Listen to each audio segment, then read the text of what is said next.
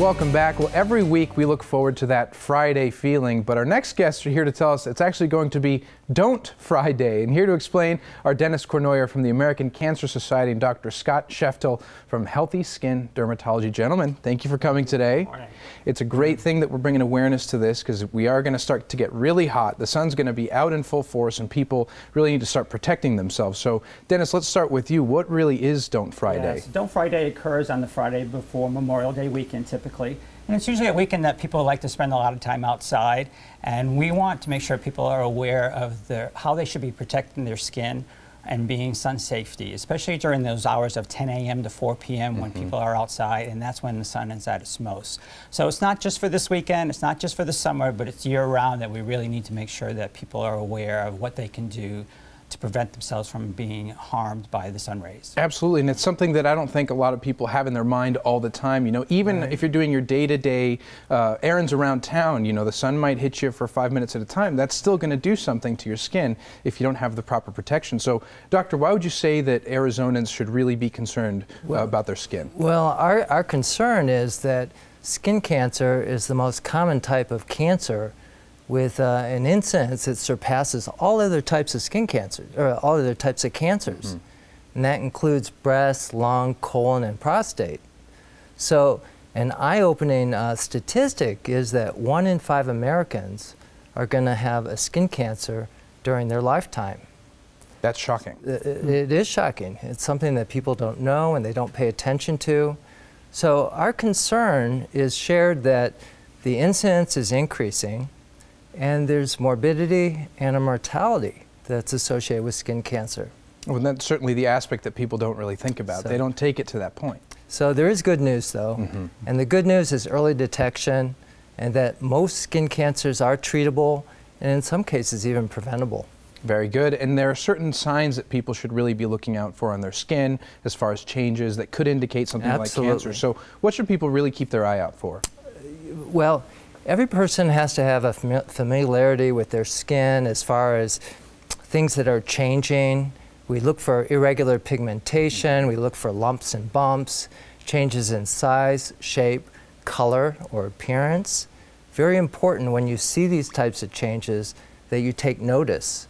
And the Academy of Dermatology puts out what we call the ABCs of melanoma. We're looking for asymmetry in pigmented areas, borders that are irregular, colors that are reds, blacks, whites, and a diameter usually greater than a pencil eraser. Okay. So all these are very important things to look out for. How often do you think people should really screen themselves or go to the doctor, to the dermatologist to get screened? That's a great question. We believe that there should be annual checks because there's a lot of areas that people don't check on themselves, especially on their backs, the backs of their legs. Very important areas. There are high places that people do get skin cancers. And as far as seeing something that you're concerned about, you definitely should consult a medical professional and get an evaluation, get checked out. Get somebody with a trained eye to see something that you can't necessarily see, like you were saying. Absolutely. Even in areas of your body that you never would have thought this would manifest itself. So, Dennis, you know, going back to the prevention part of this, which is the biggest thing that we can do to really stop these things from happening to us, what does the ACS recommend as far as preventing UV rays from really penetrating our skin? Sure, we try to come up with some kind of fun little slogan, and the first thing would be to slip on a long sleeve t-shirt. We know it's hot outside, but obviously a long sleeve shirt obviously protects more skin, so that's the first one. Then slop on some sunscreen, and it needs to be broad spectrum sunscreen. 30 SPF or greater is really the recommended, and applying it as recommended on the labels. Then a wide brim hat is very important. We want people to have that. I mean, baseball caps are okay, but the wide brim protects more of the face, the nose, the back of the neck, the ears.